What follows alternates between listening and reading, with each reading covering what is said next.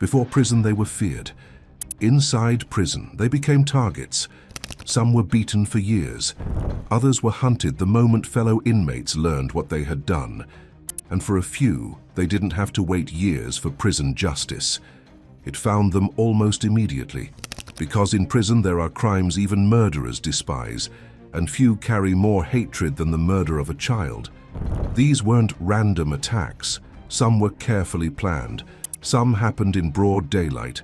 Others unfolded behind locked cell doors, where there were no cameras and nowhere to run. And the first man thought he still had decades left to serve. He never made it past breakfast. Sidonio Teixeira. By 9 o'clock on the morning of June 20th, 2016, HMP Long Lartin was already deep into its daily routine.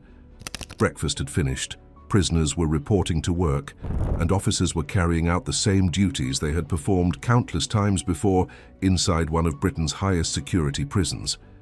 Sidonio Teixeira was among the prisoners walking into one of the workshops. For nearly 10 years, mornings like this had blended into one another. The same corridors, the same security checks, the same routine that seemed destined to continue for many more years.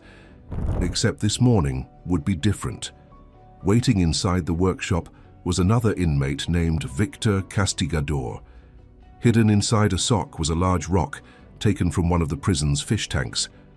Within minutes, one of those men would be dead. But the story had begun almost a decade earlier.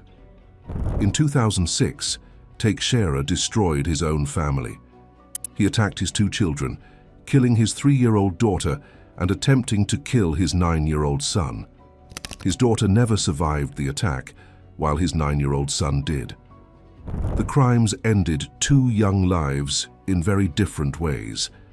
One child was gone forever. The other would spend the rest of his life carrying the memory of what happened inside his own family. Just months later, Teixeira stood before the Old Bailey. Rather than forcing the family through a lengthy trial, he admitted both crimes. As the hearing came to an end, the children's mother addressed the court, describing the devastating impact the crimes had left on her family. It was one of the first homicide cases to take part in a new court scheme allowing relatives of victims to speak before sentence was passed. 3 days later, the judge handed down his decision. Teixeira received life imprisonment for murdering his daughter, with a minimum term of 23 years. For attempting to murder his son, he received a further 12-year sentence that would run at the same time. Even under the most optimistic circumstances, he would not have been eligible to seek release until around 2029. His future had been reduced to prison walls. The years that followed settled into a routine that rarely changed. Locked doors replaced freedom, prison counts replaced clocks, and work assignments became part of everyday life. Eventually, Teixeira was transferred to HMP Long Lartin in Worcestershire, a Category A prison holding around 600 of Britain's most dangerous offenders, including murderers, gang members, and inmates serving life sentences. One of those inmates was Victor Castigador. Castigador had already spent decades behind bars after taking part in a robbery that ended with 2 security guards being tied up and set on fire. His sentence had later been increased to a whole life order, meaning he already knew he would never leave prison alive.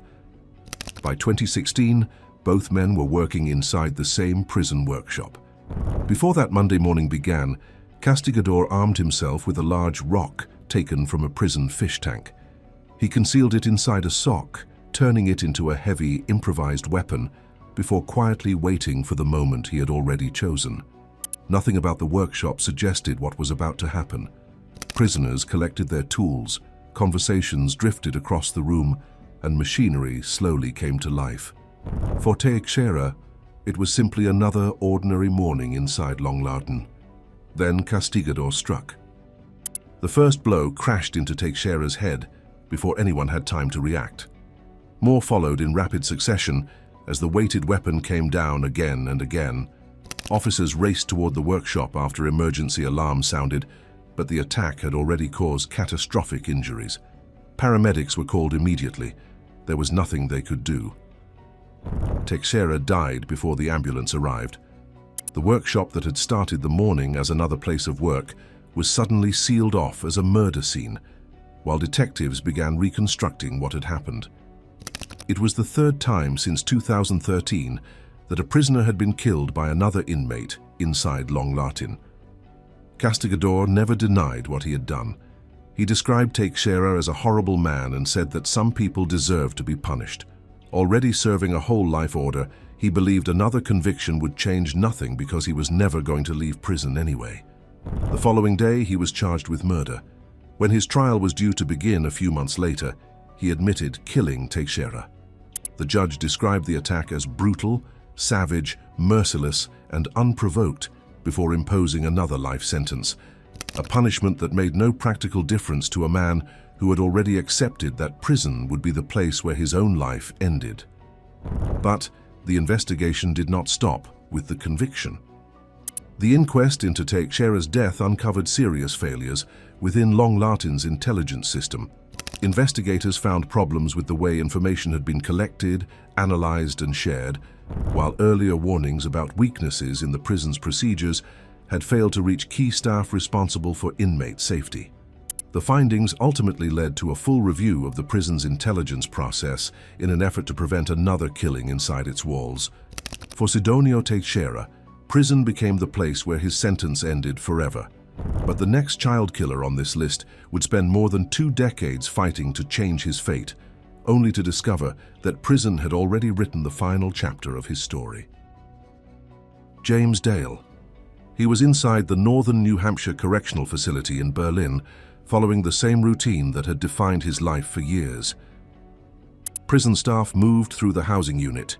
Inmates carried on with another ordinary day, and nothing suggested that Dale had less than 24 hours left to live. Before the day was over, another prisoner would leave him with devastating injuries. But James Dale's story had begun almost 26 years earlier. In the early hours of July 3, 1997, 6-year-old Elizabeth Knapp was found dead inside the apartment she shared with her mother, younger sister, and her mother's boyfriend in Contoocook, New Hampshire. She had been smothered in the bedroom she shared with her sister, and investigators recovered biological evidence that would soon become the center of the investigation. At first, detectives focused on the man Elizabeth's mother believed she had seen inside the bedroom that night. He was arrested, charged with murder, and spent months in custody while investigators examined the physical evidence. Then the investigation changed direction. DNA testing excluded the original suspect, forcing detectives back to the beginning. Their attention turned to another tenant living in the same apartment building, James Dale. By then, Dale had already left New Hampshire and had been arrested in Arizona on unrelated probation violations. Investigators obtained his DNA and compared it with the evidence recovered from Elizabeth. The results transformed the case. Prosecutors also presented testimony that Dale had confessed the crime to a fellow inmate while in custody. Together, the forensic evidence and the alleged jailhouse confession became the foundation of the prosecution's case. When Dale stood trial in February 1999, prosecutors argued that he had entered the apartment, committed a serious offense against Elizabeth, and then smothered her. His defense tried to redirect suspicion toward the original suspect, but the jury was unconvinced. Dale was found guilty of reckless second-degree murder and 2 additional serious offenses against the child. A month later, the judge imposed a combined sentence of 60 to 120 years in prison. For most people, it was effectively the rest of his life. Even after the conviction, Dale refused to accept that the case was over. Year after year, he continued challenging the verdict, arguing that mistakes had been made during his trial. Appeals came and went. Post-conviction petitions were dismissed. Requests for a new trial were rejected. Even while representing himself during later proceedings, Dale continued searching for another opportunity to overturn the conviction that had defined the rest of his life. Those legal battles stretched across decades, but prison brought another chapter of violence. After being transferred to SCI Greaterford in Pennsylvania under an interstate agreement, Dale became involved in an attack on another prisoner. Alongside fellow inmate Eric Thornton, he assaulted Jason Selders inside the prison exercise yard while Selders was lifting weights.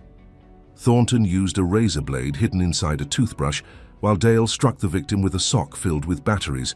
Selders survived the attack, identified both men, and escaped to correctional officers for help. Dale was convicted of attempted first-degree murder, conspiracy and assault by a prisoner, adding decades to the sentence he was already serving.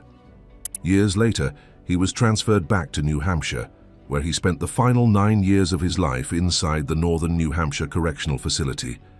Even there, he continued filing legal challenges and pursuing every remaining avenue that might one day bring him back into a courtroom. That day never came. On the morning of February 13, 2023, a violent confrontation erupted between Dale and another inmate. Prison staff initially described it only as a resident-on-resident assault, but the injuries told a far more serious story. Investigators later alleged that fellow prisoner Robert Lavoie repeatedly struck Dale with a metal pipe, inflicting devastating injuries to his head and neck.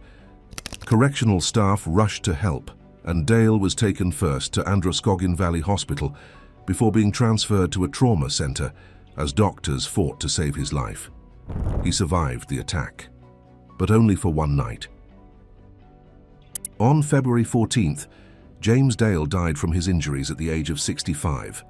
An autopsy confirmed severe head and neck trauma, and his death was officially ruled a homicide. The investigation identified Robert Lavoie as the man responsible. Lavoie was already serving a sentence for first-degree murder that extended until 2091. Months later, a grand jury indicted him for first-degree murder, accusing him of deliberately killing Dale with the metal pipe.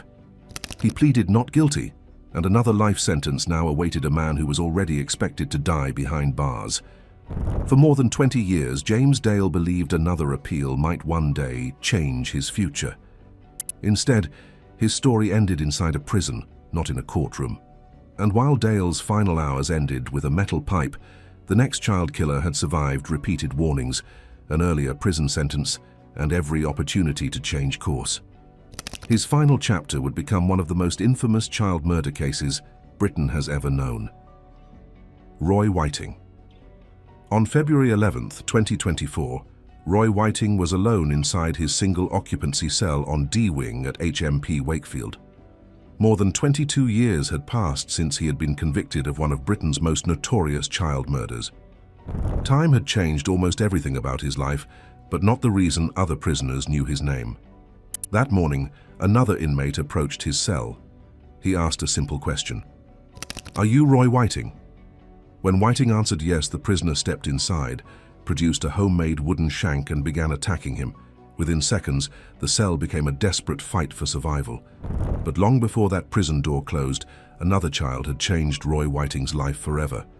In March 1995, Whiting approached 3 young girls playing outside in Crawley. He tried to force all 3 into his red Ford Sierra. 2 managed to escape. The third, a 9-year-old girl, did not.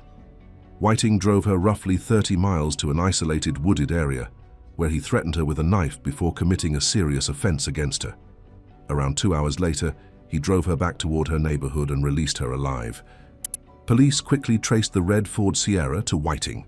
During questioning, he admitted abducting and abusing the girl. In June 1995, he was sentenced to 4 years in prison. While incarcerated, he was offered treatment designed for offenders who had committed sexual crimes against children, but he refused to take part. He concealed the true nature of his conviction from other prisoners, telling some that he had been imprisoned for vehicle-related offenses instead.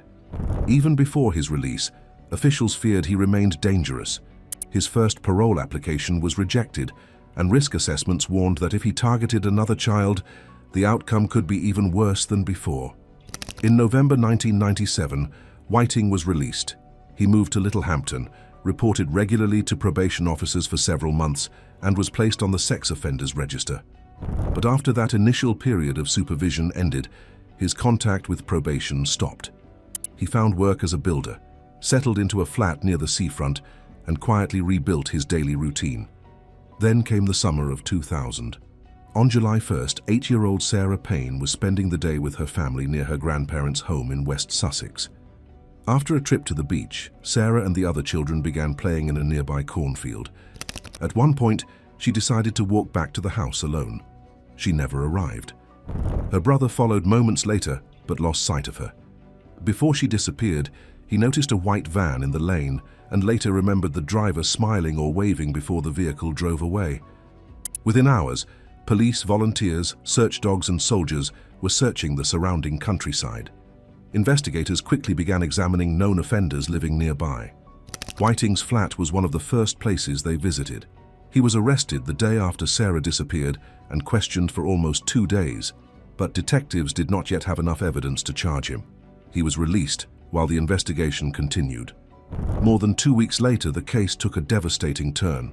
On July 17th, a farm worker discovered the body of a young girl hidden in undergrowth beside the A29 near Pulborough, around 15 miles from where Sarah had vanished. The following day, police confirmed it was Sarah Payne. Days later, investigators found one of Sarah's black shoes in a nearby hedge. It became one of the most important pieces of evidence in the entire investigation. Just 6 days after Sarah's body was discovered, Whiting stole a car and led police on a high-speed chase before crashing.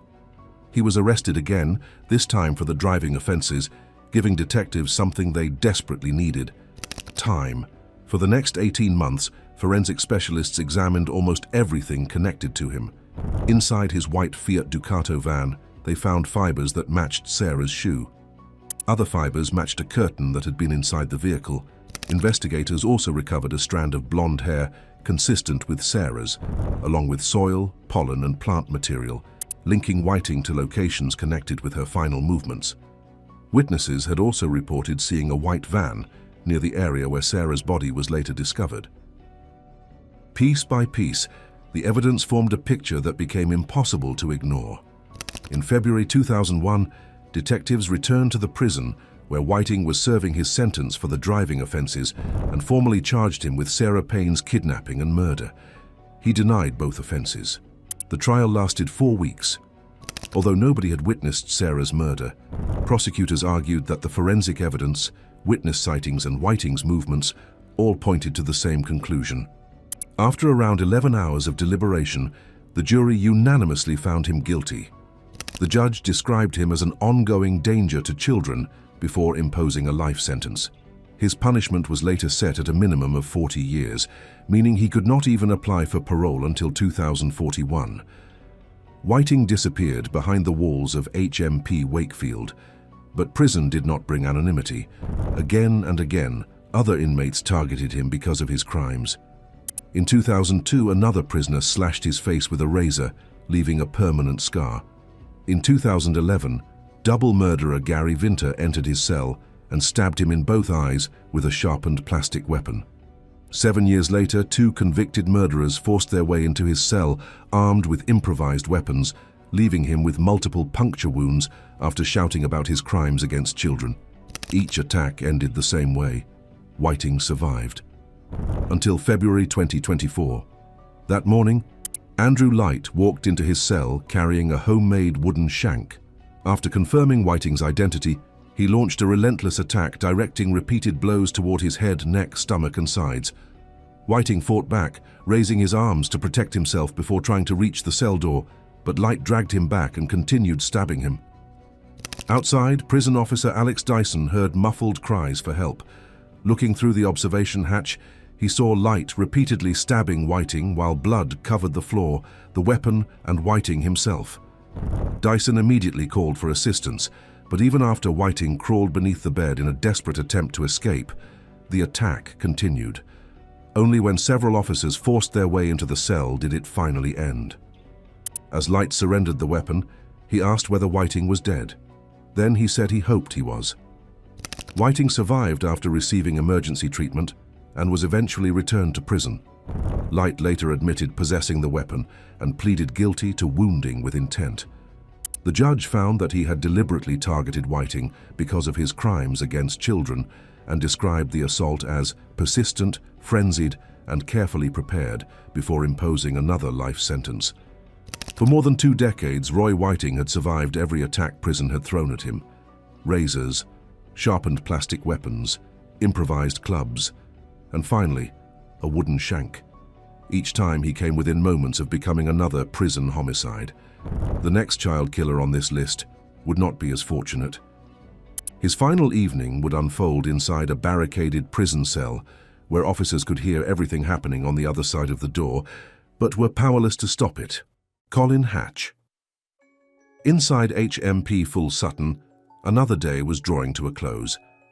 Prison officers were preparing for evening lockup, inmates were returning to their cells, and the routine inside the maximum security prison appeared no different from countless evenings that had come before. Hatch was on D-Wing, the prison's vulnerable prisoner unit. The men housed there were separated from the general population for one simple reason. Everyone knew what they had done. Just after 7 o'clock, Hatch walked into another prisoner's cell. It was a decision he would never walk back out from.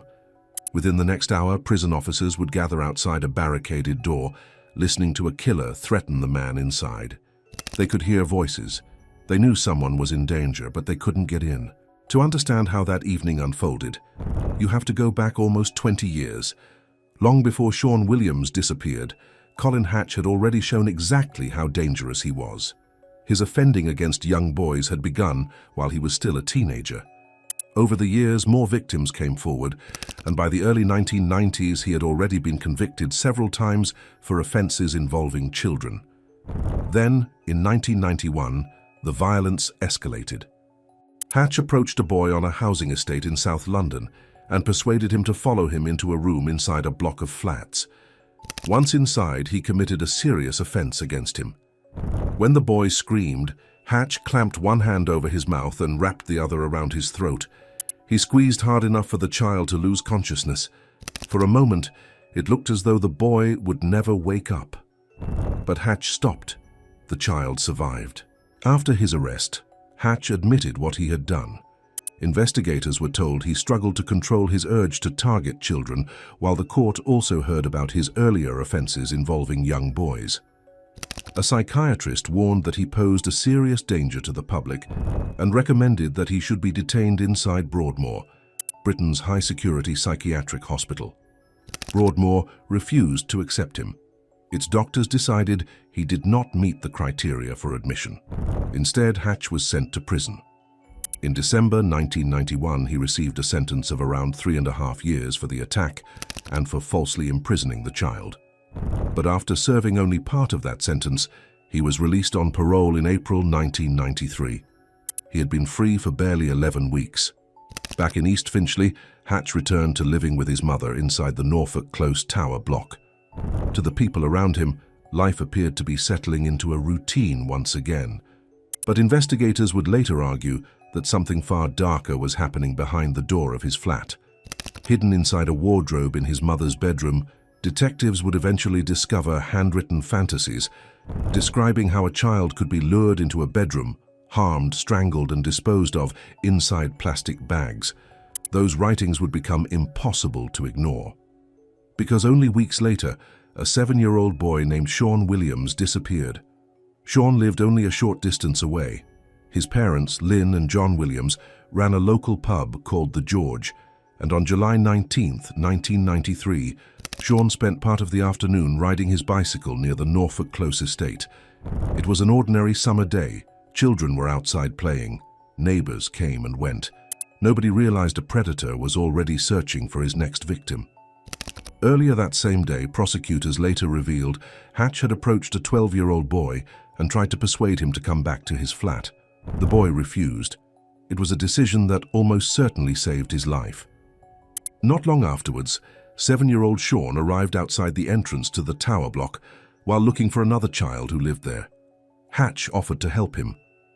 Instead of taking Sean to the other boy's flat, he led him upstairs to his own. Everything that followed happened incredibly quickly. Inside the bedroom, Hatch committed a serious offense against Sean. Sean then moved towards the window and tried to shout for help. He never got the chance. Hatch grabbed him by the throat. and kept squeezing until the 7-year-old stopped breathing. After killing Sean, Hatch wrapped the child's body in bin liners, secured them with adhesive tape, and carried it out of the flat. He left the body inside the tower block lift, where a postman later made the discovery. Hatch tried to present the killing as a moment of panic, insisting that Sean had tried to call for help and that the attack had gone further than he intended. But when police searched the flat, the writings hidden inside the wardrobe told a different story. Luring a child into a bedroom, harming him, strangling him, and disposing of the body in plastic bags had all appeared in Hatch's fantasies before Sean was killed. At the Old Bailey, Hatch admitted causing Sean's death but denied murder, pleading guilty to manslaughter on the grounds of diminished responsibility. The jury rejected that explanation and convicted him of murder in January 1994. He received life imprisonment and was later given a whole life tariff, ensuring that he would never be released. For the next 17 years, Hatch lived behind maximum security walls, isolated and despised because of the crime that had brought him there. By 2011, he was being held on D-Wing at HMP Full Sutton, a unit for vulnerable prisoners who were considered likely to be attacked by other inmates. One of the men housed on that same wing was Damien Folks. Folks had already tried to kill another notorious child murderer.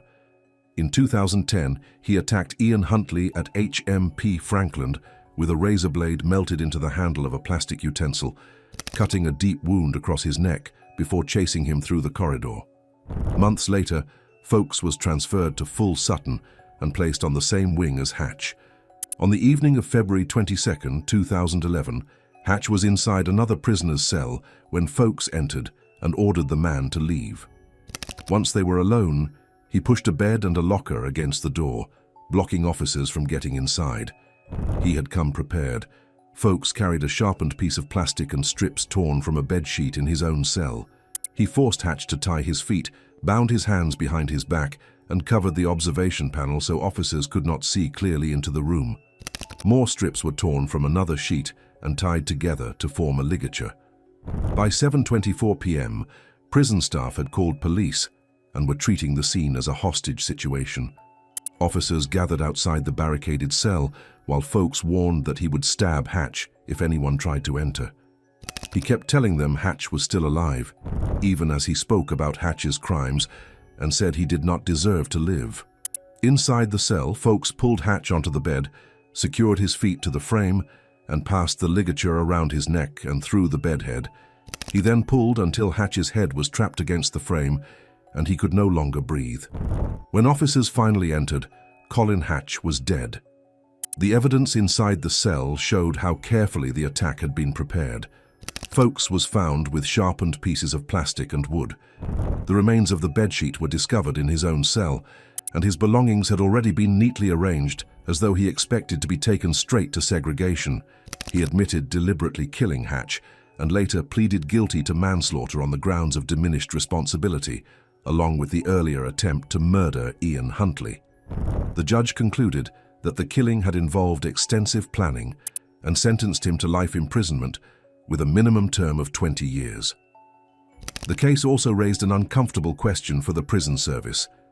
How had a vulnerable prisoner been tied up and strangled while officers stood only feet away on the other side of the door? But Colin Hatch would not be the last child killer to die inside a supposedly protected prison unit. The next case would go even further, involving 3 dead boys, a notorious group of offenders. A confession that reopened years of buried crimes and a murder inside one of Britain's highest security prisons. Leslie Bailey. He was already a familiar name to detectives long before he received his final prison sentence.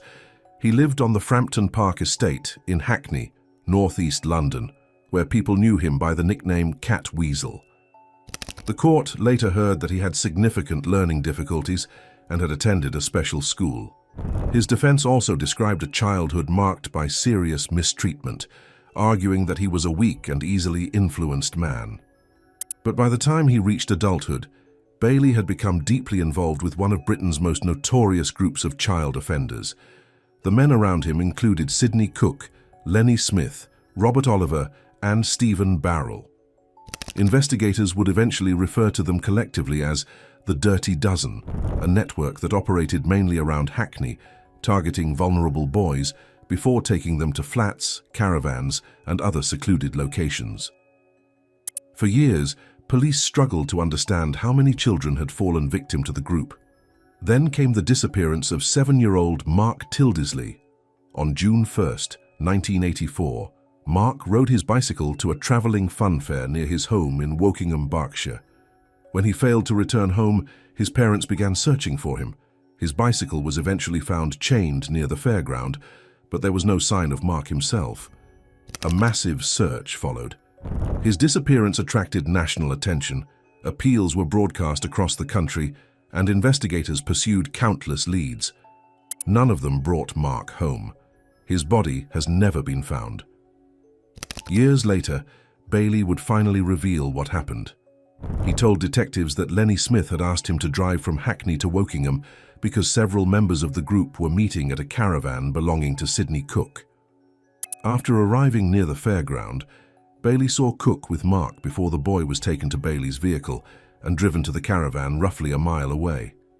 Inside, Mark was given a substance that affected his ability to move before several men committed serious offences against him. More of the substance was forced into him while he was restrained by the throat. Bailey later said he became concerned when Mark stopped breathing. He could no longer find a pulse. Cook told the others he would take the boy home, but Bailey admitted he already knew Mark was dead before leaving the caravan. Mark's body was later removed and hidden somewhere unknown. Despite repeated searches over the years, it has never been recovered. Mark was not the only victim whose story became linked to Bailey. In 1985, 14-year-old Jason Swift, a vulnerable runaway, was taken to a flat connected to the same group. During the attack, he died from asphyxiation before his body was buried in a shallow grave in Essex. Just months later, 6-year-old Barry Lewis disappeared while playing outside in South London. He was taken to another property linked to the group before being subjected to serious offences. The following day, Bailey was given responsibility for transporting Barry's body away from London. During the journey, Bailey later admitted that the boy was still showing signs of life beneath a blanket. Instead of stopping for help, he pressed the blanket down until Barry stopped breathing. He then buried the child's body in a shallow grave near Waltham Abbey. When the graves of Jason Swift and Barry Lewis were eventually discovered, investigators realized they were dealing with something far larger than a single case. The breakthrough came through Operation Orchid, a Metropolitan Police investigation into missing children and offences connected to the Hackney group. By then, Bailey was already serving prison sentences connected to Jason Swift and Barry Lewis. This time, however, he began talking. He described what had happened to Mark Tildesley in extraordinary detail, identifying the men involved, explaining the journey from Hackney to Wokingham, and revealing what happened inside the caravan. He became the only member of the group to give investigators a full confession about Mark's death. That confession reopened a case that had haunted detectives for years. In October 1992, Bailey appeared before Reading Crown Court. He admitted manslaughter and another serious offence involving Mark, but denied murder. Prosecutors accepted the plea because they could not prove that Bailey himself intended for Mark to be killed, although they made it clear that he had willingly transported the child, taken part in the crimes, and left knowing the 7-year-old was dead. The judge described Mark's final hours as among the most horrifying circumstances the court could imagine. Bailey received 2 more life sentences. By then, he was already serving a 15-year sentence connected to Jason Swift's death and another life sentence for murdering Barry Lewis. Contemporary reports described him as a prisoner serving 3 life sentences for crimes connected to the deaths of 3 young boys. There would never be another chance at freedom. By 1993, Bailey was being held inside HMP Whitemoor, one of Britain's highest security prisons. Because of his crimes, prison authorities considered him at constant risk from other inmates. He received repeated threats and was housed on a separate unit reserved for prisoners who required protection from the general population. Even there, he wasn't beyond reach. By October 1993, Bailey had spent years behind bars. and prison officials knew he was one of the most vulnerable inmates in the entire system. His crimes had made him a target. Threats against him were constant, forcing authorities to keep him on a protected wing inside HMP Whitemoor. The unit was designed for prisoners considered too vulnerable to mix with the general population, and the governor later confirmed that Bailey had been housed there specifically because of the danger he faced. It should have been the safest place in the prison. It wasn't. On the evening of October 7th, prison officers carried out their routine checks shortly before 8:30 p.m. When they entered Bailey's cell, they found him lying motionless on his bed. A makeshift ligature was nearby. At first, it wasn't clear what had happened. The scene initially raised the possibility that Bailey had taken his own life, and investigators kept every possibility open while forensic specialists examined the cell. The post-mortem quickly changed everything. Bailey had been strangled. The ligature had not been used by him, it had been used on him. The protected wing instantly became a murder scene. Detective Superintendent Bob Wordsworth led the investigation as officers sealed the area and began reconstructing Bailey's final movements. Every prison officer who had worked that evening was interviewed, along with inmates who had access to the vulnerable prisoner unit. Detectives focused on when Bailey had last been seen alive, how the ligature had been prepared, and, most importantly, how anyone had managed to reach a prisoner who was supposed to be under constant protection. The investigation soon narrowed to two inmates, Michael Caine and John Brooks. Both men were already serving life sentences when Bailey was killed. As detectives gathered evidence, they were transferred to different high-security prisons while the investigation continued. Police alleged that the pair had entered Bailey's cell, used the makeshift ligature to strangle him, and carried out the attack because of Bailey's crimes against the three boys. On June 1, 1994, Caine and Brooks appeared before magistrates under heavy security and were formally charged with Bailey's murder. The prosecution built its case around forensic evidence recovered from the cell, the movements of prisoners inside the protected unit, and testimony establishing who had access to Bailey during the hours before his body was discovered. The trial ended in May 1995. The jury rejected any suggestion that Bailey had died by suicide or accident and found that he had been deliberately murdered inside one of Britain's most secure prisons. Caine and Brooks were both convicted. Already serving life sentences, they received another conviction that ensured they would remain behind bars for many years to come. But Bailey's death left prison authorities facing an uncomfortable reality. He had been separated from the general prison population because officials knew he was at risk. Even so, two inmates had still managed to reach his cell, kill him, and leave before the next routine check. His murder exposed just how difficult it was to protect prisoners whose crimes had made them targets, even inside maximum security prisons designed for exactly that purpose. For Leslie Bailey, 3 life sentences were never going to be the end of the story. Prison was. The next child killer would become one of the most infamous names in modern British criminal history. His crimes shocked an entire nation. His face appeared on newspapers across the country and even behind prison walls. There were inmates who had been waiting years for the chance to confront him. Ian Huntley. He was born on January 31, 1974, and grew up around Grimsby and Immingham in Lincolnshire. Friends and former classmates later described him as someone who struggled socially, wanted attention, and was frequently bullied at school. After leaving education, he drifted through a series of manual jobs and temporary accommodation, rarely staying in one place for long. In February 1999, he began a relationship with Maxine Carr. A few months later, he changed his surname by deed poll to Ian Nixon, using his mother's maiden name. The couple hoped for a fresh start and eventually moved to Soham, Cambridgeshire, after Huntley secured a job as the caretaker of Soham Village College. Carr found work as a teaching assistant at a nearby primary school, where 2 of the pupils were Holly Wells and Jessica Chapman.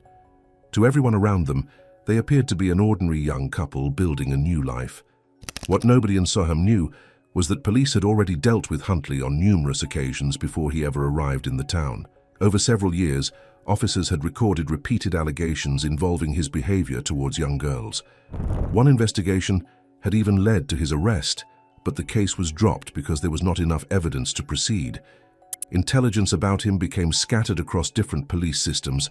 Some records were deleted, and the link between the names Ian Huntley and Ian Nixon was never properly connected. When Soham Village College carried out the checks before offering him the caretaker's job, police records returned no trace. It was one of the most devastating safeguarding failures in modern British history. On the afternoon of August 4, 2002, Holly Wells and Jessica Chapman were enjoying a family barbecue. Before leaving home, someone took a photograph of the two smiling friends wearing matching red Manchester United shirts. The image would soon become one of the most recognizable missing person photographs Britain had ever seen. Later that evening, the 10-year-olds left to buy sweets.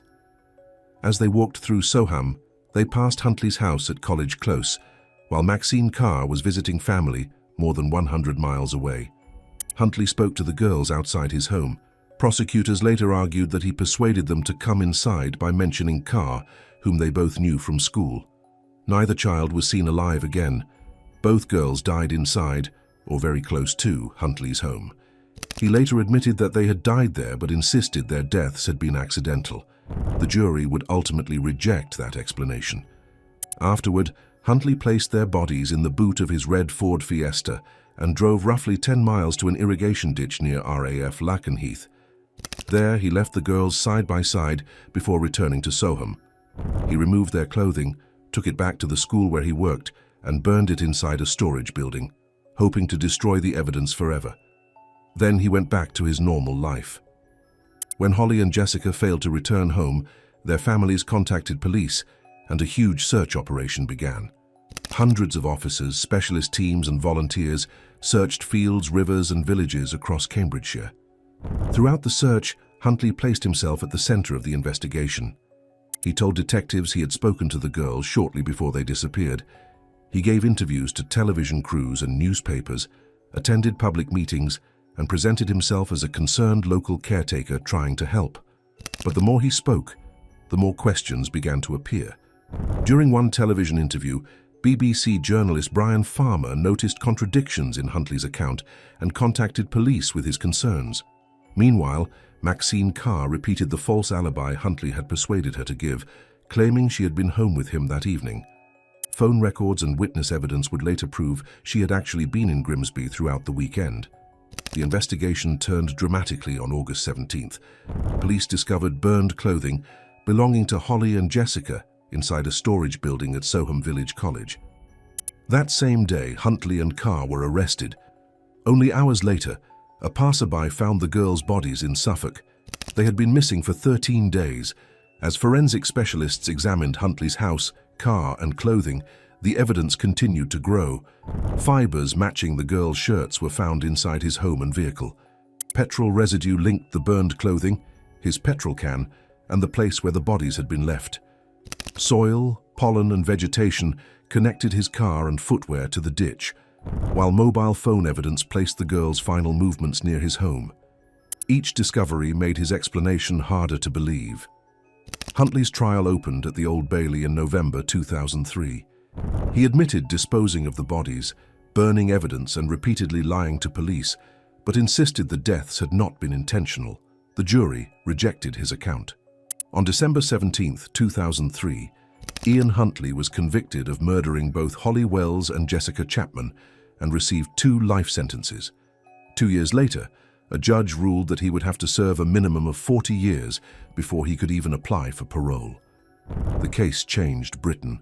The Bishard inquiry uncovered major failures in police intelligence, record-keeping, and vetting procedures that had allowed Huntley to work in a school despite repeated warnings stretching back years. Its recommendations transformed the way information was shared between police forces and how people working with children were vetted. Inside prison, Huntley quickly became one of the most hated inmates in the country. In 2005, another prisoner threw boiling water over him. The following year, he was held at knife point. After being transferred to HMP Frankland in 2008, Damien Folks attacked him with a razor blade fixed to a plastic handle, slashing his throat and leaving him needing 21 stitches. Folks later admitted he had spent weeks planning the attack because of Huntley's crimes. Huntley survived every assault. But on the morning of February 26, 2026, his luck finally ran out. Huntley was attending a prison workshop inside Frankland when another inmate attacked him with a metal bar, repeatedly striking him over the head before officers could intervene. He was rushed to the Royal Victoria Infirmary in Newcastle with devastating head injuries and placed on life support. For 9 days, doctors fought to save him. On March 7, 2026, Ian Huntley died at the age of 52. A post-mortem examination concluded that he had died from a blunt head injury, while an inquest later heard he had been struck multiple times during the prison assault. The prisoner accused of carrying out the attack was Anthony Russell, who was already serving a whole life order for 3 murders committed in 2020. Days after Huntley's death, prosecutors charged Russell with murder. Court proceedings began soon afterwards, and a trial was scheduled while investigators from Durham Constabulary and the Prisons and Probation Ombudsman continued examining the circumstances surrounding the killing. For more than 20 years, Ian Huntley had survived every attack that prison walls could not prevent. Boiling water, a knife, a razor blade, and finally, a metal bar. The next killer on this list was infamous long before he ever entered prison. He called himself the Pied Piper of Tucson, surrounded himself with teenagers who believed every story he told, and left a trail of victims across the Arizona desert before prison violence finally caught up with him. Charles Schmid. Charles Howard Schmid Jr. was born on July 8, 1942 in Tucson, Arizona. Adopted as an infant by a couple who owned a successful nursing home, he grew up in a comfortable household with few financial worries. But as he got older, he became obsessed with creating an image that had little to do with reality. Schmid was only around 5 feet 3 inches tall and hated being seen as short. He stuffed rags, newspapers, and flattened cans into his cowboy boots to make himself appear taller. He dyed his hair black, copied Elvis Presley's hairstyle, wore heavy makeup, and even painted a fake beauty mark on his face. His strange appearance, combined with an endless stream of exaggerated stories, fascinated many local teenagers. Although he had dropped out of school, he continued spending his days around high schools, skating rinks and drive-ins, surrounding himself with younger friends who viewed him as exciting and dangerous. Before long, he had earned a nickname that would follow him for the rest of his life, the Pied Piper of Tucson. Many admired him, very few understood who he really was. On May 31, 1964, 15-year-old Aline Rowe disappeared. Schmid had been dating 17-year-old Mary French and repeatedly pressured her to persuade Aline to join them for what appeared to be an ordinary evening out. After several refusals, Aline finally agreed. Before collecting her, Schmid told his companions exactly what he intended to do. He said he wanted to kill someone. The group drove into the Arizona desert, where Schmid committed a serious offense against Aline before attacking her with a rock. He then forced Mary French and John Saunders to help dig a shallow grave before burying the 15-year-old in the desert. The following day, Aline's mother reported her missing. Despite questioning Schmid and the others several times, investigators gradually came to believe that Aline had simply run away. The case went cold. Schmid, meanwhile, continued living as though nothing had happened, even boasting about the killing to friends who dismissed his claims as another one of his outrageous stories. Months later, Schmid began dating 16-year-old Gretchen Fritz. The relationship quickly became controlling and increasingly violent. Witnesses later described arguments, intimidation, and repeated attempts to frighten her. Gretchen also knew about Aline Rowe's murder, something Schmid increasingly saw as a threat. By the summer of 1965, he had begun telling people that Gretchen needed to die. One August evening, Gretchen telephoned Schmid while he was hosting a party. Moments later, he left with his friend Paul Ginn, carrying an old briefcase.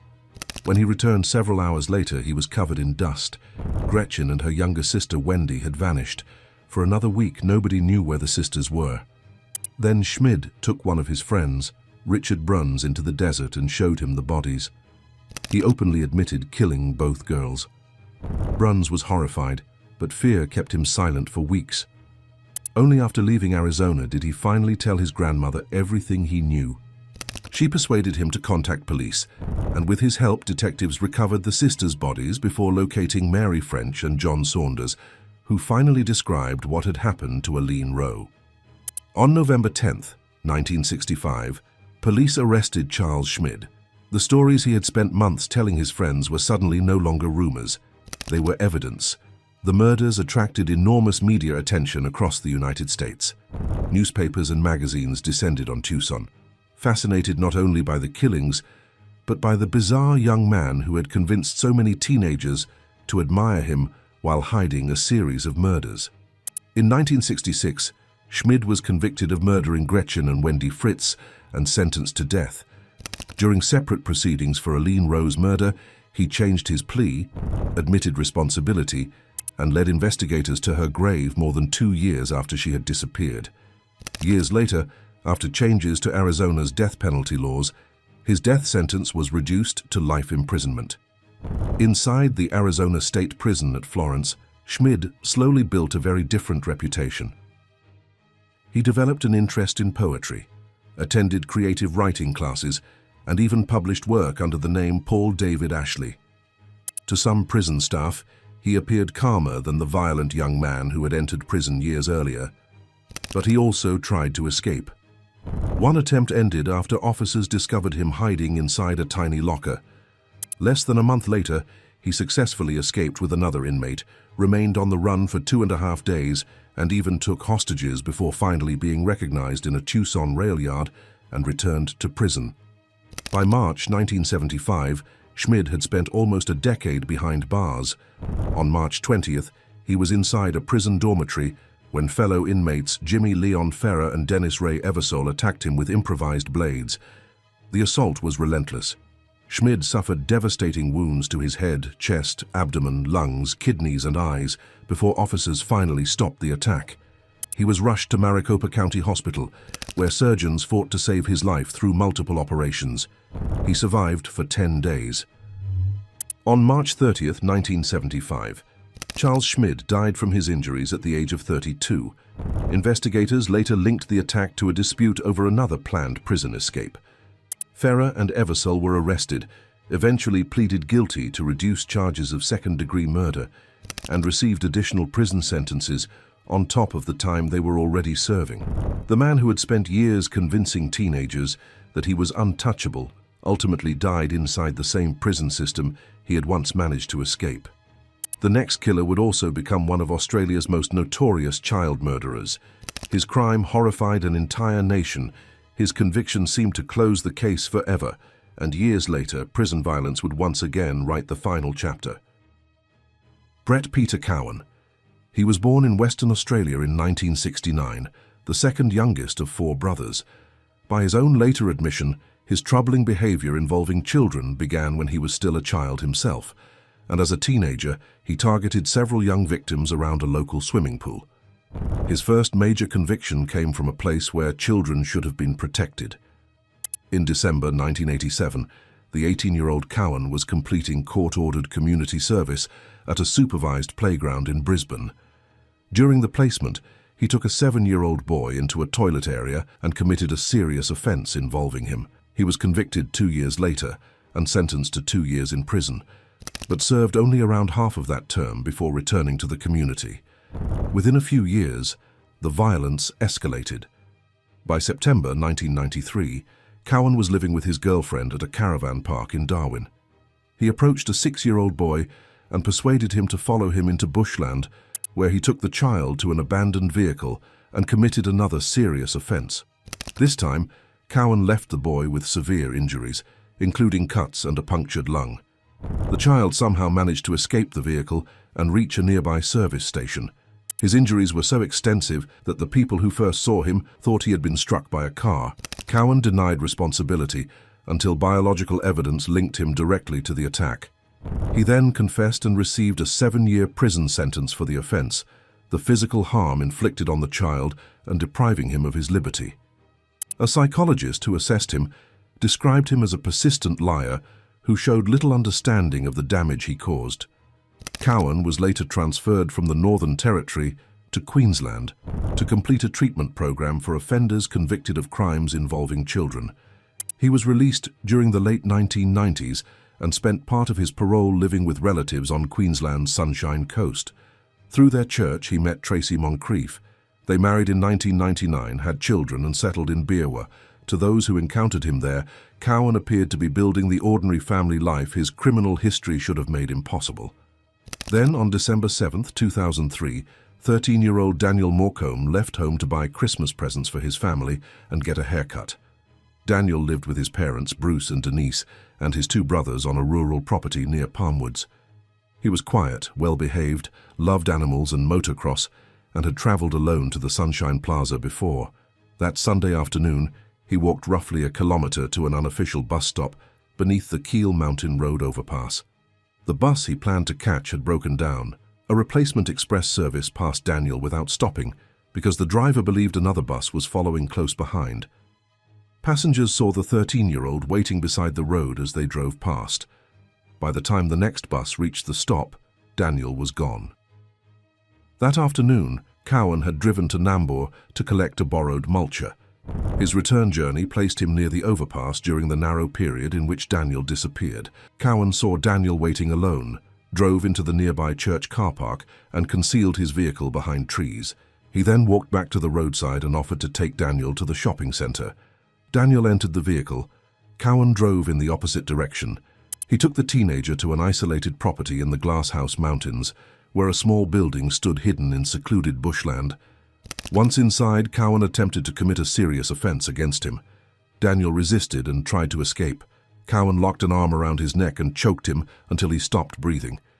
He later admitted that he killed Daniel because he feared the boy would escape, identify him, and reveal what had happened. Cowan placed Daniel's body in the back of his Mitsubishi Pajero and drove to an abandoned sand mining area surrounded by thick bushland. He concealed the body there, then threw Daniel's clothing and shoes from a bridge into Coochin Creek. Around a week later, he returned with a shovel and attempted to destroy more of the remaining evidence. Daniel's disappearance triggered one of the largest investigations in Queensland's history. Search teams examined roads, bushland and waterways across the Sunshine Coast. Police questioned known offenders living nearby, and Cowan's criminal record quickly brought detectives to his door. He admitted traveling along the same road and seeing the broken-down bus, but claimed he had gone to visit a friend before returning home. That woman could not confirm his visit, and evidence showed she was probably elsewhere during the critical period. Investigators considered Cowan a serious suspect, questioning him again in 2005 and 2006. Each time he repeated the same story. But police still had no body, no direct forensic evidence, and no reliable eyewitness who could place Daniel inside Cowan's vehicle. For more than 7 years, Cowan continued with his life while denying any involvement. The case remained open. Daniel's family kept searching, and detectives kept returning to the man whose timeline never made sense. The breakthrough began in 2011, after Cowan gave evidence at the coronial inquest into Daniel's disappearance. He repeated the same false alibi, even as testimony and membership records exposed the missing period in his movements. When Cowan boarded a flight back to Western Australia, a stranger befriended him. The man was an undercover police officer. Over the next 4 months, Cowan was slowly drawn into what appeared to be a powerful criminal organization. 36 undercover officers played different roles, staging crimes, paying him for small tasks, and making him believe he was earning their trust. At the top of the organization was a fictional leader known as Arnold. Cowan was told that Arnold could make his legal problems disappear and allow him to take part in a future operation worth $100,000. There was only one condition. He had to tell Arnold the truth about Daniel Morecombe. On August 9, 2011, Cowan entered a Perth hotel room for the meeting that would finally end the mystery. Hidden recording equipment captured his confession. He described approaching Daniel at the bus stop, taking him to the isolated property, choking him and disposing of his body. The following day, he flew back to Queensland with undercover officers and guided them through every major location connected to the crime. The bus stop, the church car park, the secluded building, the sand mining area, and the creek where he had thrown Daniel's possessions. Police arrested him at the bushland site on August 13th. Search teams moved into the areas Cowan had identified. 4 days later, they found one of Daniel's shoes. A second shoe followed, then clothing and 17 bone fragments recovered from the bushland and creek. DNA testing confirmed the remains belonged to Daniel. After nearly 8 years, his family finally knew where he had been taken and what had happened to him. Cowan's trial began in Brisbane in February 2014. He pleaded not guilty and claimed that he had invented the confession to impress the supposed criminal organization and gain access to its money. But the prosecution had far more than his recorded words. Cowan had personally guided undercover officers to locations the public did not know, and those directions had led investigators to Daniel's shoes, clothing, and remains. After hearing from 116 witnesses and examining more than 200 exhibits, the jury convicted him of Daniel's murder, a serious offense involving the child and interfering with his body. Cowan received life imprisonment with a minimum term of 20 years. The judge warned future parole authorities that he remained dangerous and said she did not believe he should be released when he first became eligible. His appeal failed the following year. Inside Woolston Correctional Centre, Cowan's name and the details of Daniel's murder made him an immediate target. Prison authorities housed him under closely controlled conditions, separating him from inmates considered likely to attack him. But on the morning of August 5, 2016, he was playing cards in a communal area when prisoner Adam Davidson approached from behind, carrying a mop bucket filled with boiling water. Davidson emptied it over Cowan's head. As Cowan rose screaming, Davidson struck him with the bucket. The boiling water burned his head, chest and legs, affecting around 15% of his body before officers intervened and paramedics took him to hospital. Davidson later admitted that the attack had been deliberate and said Cowan deserved it. He pleaded guilty to torture and received an additional 3-year prison sentence. Less than 2 years later, Cowan was attacked again. In May 2018, another inmate confronted him in a secure unit common area and struck him around the neck and ear with an improvised weapon. Officers stopped the assault before the wounds became life-threatening, and Cowan survived once more. From that point on, he continued living under threat, regularly identifying inmates he feared so prison staff could keep them away from his unit. Outside prison, Daniel's parents turned their loss into a campaign to protect other children. Bruce and Denise Morecambe established a foundation providing child safety education and support for young victims of crime, while also campaigning for stricter parole laws for people convicted of murdering children. The undercover operation that exposed Cowan became one of the most famous in Australian criminal history. For years, he had survived by lying. In the end, police created an entire criminal world designed to make him tell the truth. And once that truth placed him behind bars, the punishment imposed by the court was only the beginning. But the next killer would become infamous on an entirely different scale. For years, he moved through northern England unnoticed as police followed false clues, overlooked repeated encounters, and watched the number of victims continue to rise. And even after he was finally caught, prison and hospital walls would offer him little protection from the men waiting inside. Peter Sutcliffe. For nearly 6 years, women across northern England lived with a fear that changed the way entire cities moved after dark.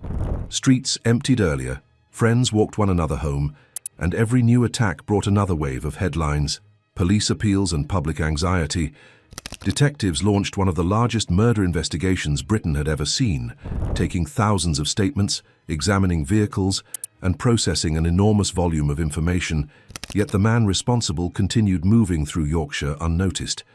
The newspapers gave him a name that would become infamous around the world, the Yorkshire Ripper. Behind that name was Peter Sutcliffe, a lorry driver from West Yorkshire, whose life appeared ordinary to almost everyone around him. Born in Shipley in 1946 and raised nearby in Bingley, he left school at 15 and worked a series of manual jobs, including time as a gravedigger, before training as a heavy goods vehicle driver. He married Sonia Surma in 1974, and the couple settled into a house in Bradford. To neighbours and colleagues, Sutcliffe seemed to have a conventional life built around steady work, marriage and an unremarkable suburban home.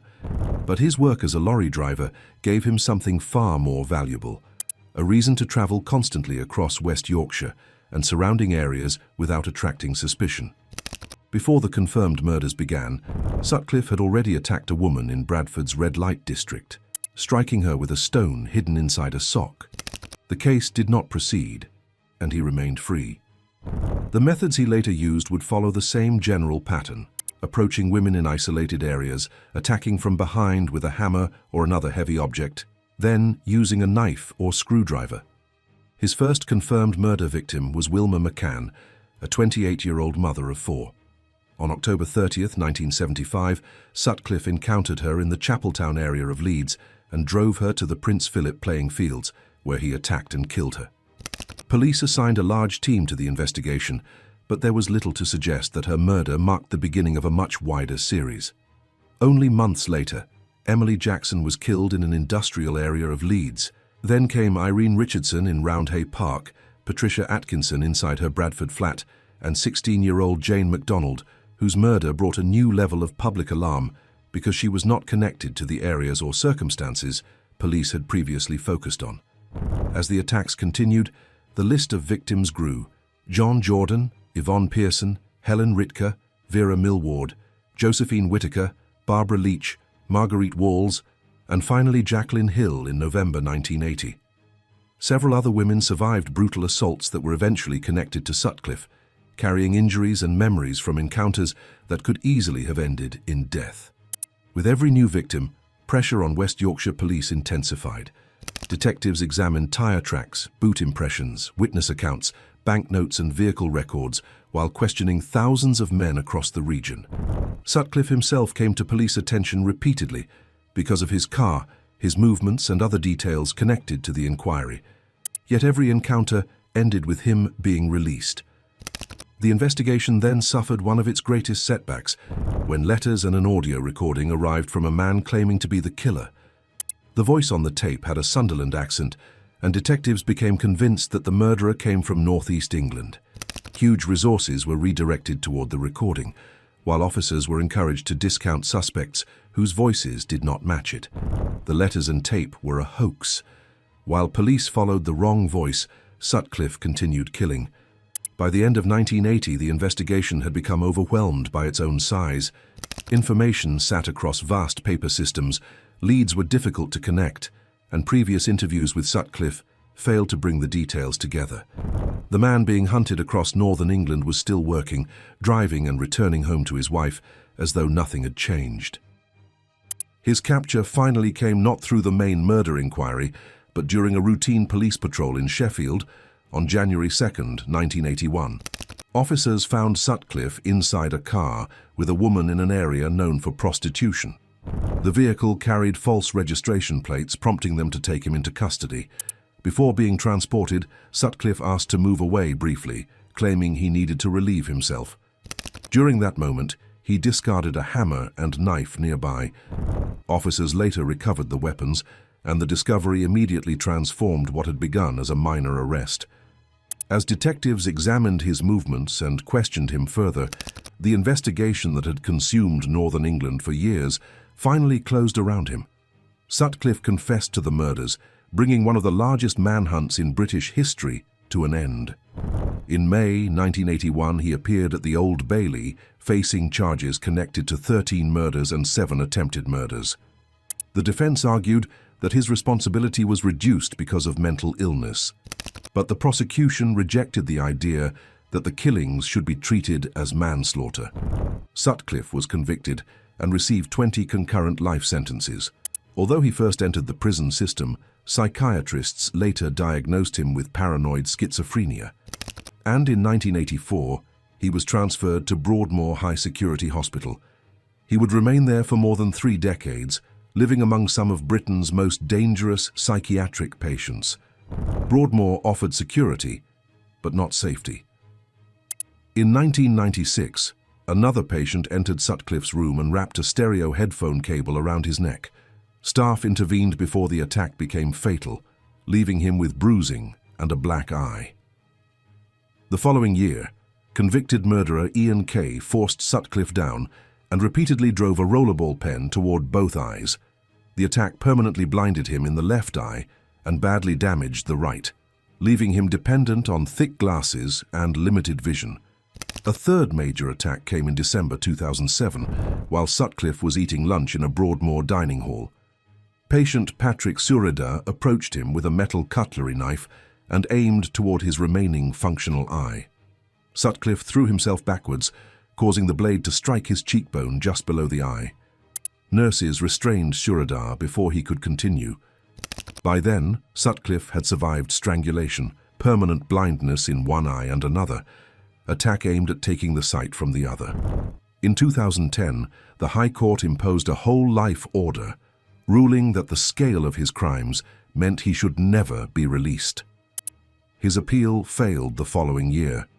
Several years later, doctors concluded that he no longer required treatment in a psychiatric hospital, and in August 2016, he was transferred to HMP Frankland, a Category A prison in County Durham. He was 70 years old when he returned to prison and already suffered from serious health problems, including diabetes and heart disease. During the COVID-19 pandemic, officials considered him especially vulnerable and offered protective arrangements that would have reduced his contact with other prisoners during meals and communal activities. He declined them. On October 27, 2020, Sutcliffe became dizzy and was examined inside Frankland's healthcare unit. Doctors discovered a blocked heart artery and transferred him to the University Hospital of North Durham. He returned to prison days later, but soon tested positive for COVID-19. His health deteriorated rapidly. He developed a persistent cough, an abnormally fast heart rate, and severe breathing difficulties before being taken back to hospital. On November 13, 2020, Peter Sutcliffe died at the age of 74. A post-mortem examination found severe infection in his lungs. COVID-19 was recorded as the main cause of death, with heart disease and diabetes contributing. The coroner concluded that he had died from natural causes and found no suspicious circumstances. The murders had ended with Sutcliffe's arrest, but the consequences of the investigation continued for decades. The Byford report examined the failures that had allowed him to remain free, including the handling of intelligence, the overwhelming paper system, repeated missed opportunities, and the damage caused by the hoax letters and tape. The case influenced major changes in how British police managed large investigations and shared information. It also forced a wider reckoning with the way many victims had been spoken about during the inquiry, particularly the repeated distinction between women involved in sex work and those the media described as innocent. Every victim had been placed in danger by the same man, and the language used around them had shaped how urgently some of the attacks were treated. Peter Sutcliffe had terrorized northern England for years, survived repeated attacks inside Broadmoor, and spent almost 4 decades in custody. In the end, it was not another prisoner who killed him, but illness. The next murderer would spend far less time behind bars. Jeffrey Dahmer. By the summer of 1991, Apartment 213 at the Oxford Apartments in Milwaukee had become the center of a nightmare that nobody outside its walls could imagine. Neighbors had complained for months about an unbearable smell drifting through the building.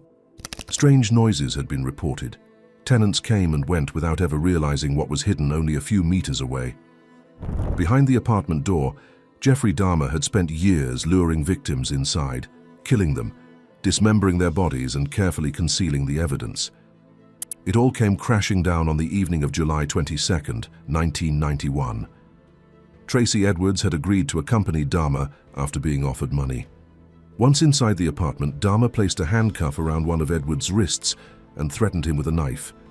Rather than panic, Edwards spent hours trying to calm Dahmer while waiting for an opportunity to escape. When Dahmer briefly lost concentration, Edwards struck him, ran from the apartment with the handcuff still attached to his wrist, and flagged down 2 Milwaukee police officers. Within minutes, they were standing inside Apartment 213. What they discovered would become one of the most shocking crime scenes in American history. Jeffrey Lionel Dahmer had been born in Milwaukee on May 21, 1960, before his family settled in Ohio. As he grew older, he became increasingly withdrawn, developed a severe alcohol problem, and spent much of his time alone. He also developed an unhealthy fascination with animal remains, collecting dead animals and examining their bones long before adulthood. His parents separated shortly after he finished high school in 1978, leaving him largely alone in the family home. Only weeks later, 18-year-old Stephen Hicks accepted a lift from Dahmer while hitchhiking to a concert. Dahmer invited him inside for beer and music, but when Hicks decided to leave, Dahmer struck him with a dumbbell before strangling him. He later dismembered the body, destroyed the remains, and scattered the bones in nearby woodland. It would be more than 13 years before investigators learned what had happened to Stephen Hicks. After briefly attending Ohio State University and serving in the U.S. Army, Dahmer returned to civilian life. He struggled to hold his life together. His drinking continued, and after moving in with his grandmother in Wisconsin, he appeared to settle down for a time. The pause did not last. In 1987, Dahmer killed again. Over the next 4 years, the murders became increasingly frequent. He usually approached men in bars, shopping centers, or on the street, offering money for photographs or companionship before inviting them back to his apartment. Once there, he drugged many of them, strangled them, and dismembered their bodies. As time passed, his behavior became even more disturbing, preserving body parts for long periods and carrying out increasingly dangerous experiments on living victims in an attempt to leave them alive but completely under his control. Those experiments caused catastrophic injuries and ultimately contributed to several deaths. One of the most devastating failures came on May 26, 1991. 14-year-old Conorak Somphone managed to escape from Dahmer's apartment after suffering serious injuries. Disorientated and clearly in need of help, he was found by several women who immediately called police. When officers arrived, Dahmer insisted the teenager was simply an adult partner who had become intoxicated. Despite repeated pleas from witnesses, the officers accepted his explanation and escorted Conorak back into apartment 213. They left him there. Shortly after the officers walked away, Dahmer killed him. Only later did investigators discover that another victim's body had already been inside the apartment, while police stood only a few feet away. The encounter became one of the most heavily criticized police failures in the history of Milwaukee. Even after that, the killings continued. Matt Turner, Jeremiah Weinberger, Oliver Lacey, Joseph Braidhoft. 4 more men lost their lives over the following weeks, while neighbors continued complaining about the smell coming from apartment 213. Everything finally ended because one intended victim escaped. When detectives searched the apartment after Tracy Edwards led them back inside, they found preserved heads, skulls, bones, photographs documenting the victims before and after death, chemicals, tools, and human remains throughout the property. Dahmer immediately waived his right to remain silent and spent weeks giving detailed confessions, admitting responsibility for 17 murders, committed between 1978 and 1991. His trial began in January 1992. Dahmer pleaded guilty to the murders, but argued that mental illness meant he was not legally responsible. The jury rejected that argument, finding that although he suffered from psychiatric disorders, he understood what he was doing and knew it was wrong. On February 17, 1992, he received 15 consecutive life sentences in Wisconsin. Soon afterwards, he admitted murdering Stephen Hicks in Ohio and received a 16th life sentence, ensuring that he would never be released. Dahmer was transferred to Columbia Correctional Institution, where prison officials initially kept him isolated because of the worldwide attention surrounding his crimes. After roughly a year without serious disciplinary problems, he requested more contact with other prisoners. Officials gradually allowed him to attend religious services, work as a cleaner, and mix with inmates under supervision. It was a decision that would ultimately determine how his story ended. On July 3, 1994, another inmate attempted to cut Dahmer's throat with a razor attached to a homemade handle. The weapon broke during the assault, leaving only a minor injury. Officials briefly returned Dahmer to segregation, but he later chose to rejoin the general prison population rather than remain permanently isolated. Less than 5 months later, on the morning of November 28, 1994, Dahmer was assigned to clean the prison gymnasium with 2 other inmates, Christopher Scarver and Jesse Anderson.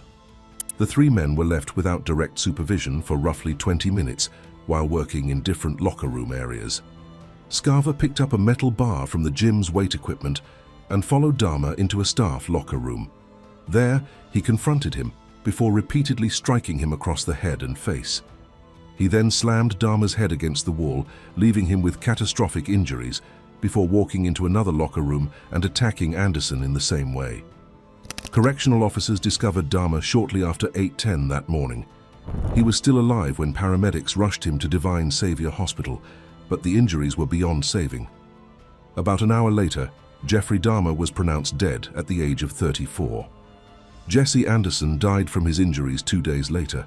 Scarver returned to his cell without attempting to hide what he had done, and investigators quickly recovered the blood-stained metal bar. Scarver later offered different explanations for the killings. Shortly after the attack, he claimed that God had ordered him to kill Dahmer and Anderson. Years later, he said he had confronted Dahmer about his crimes after reading a newspaper article describing the murders, and had become enraged by his behavior inside prison.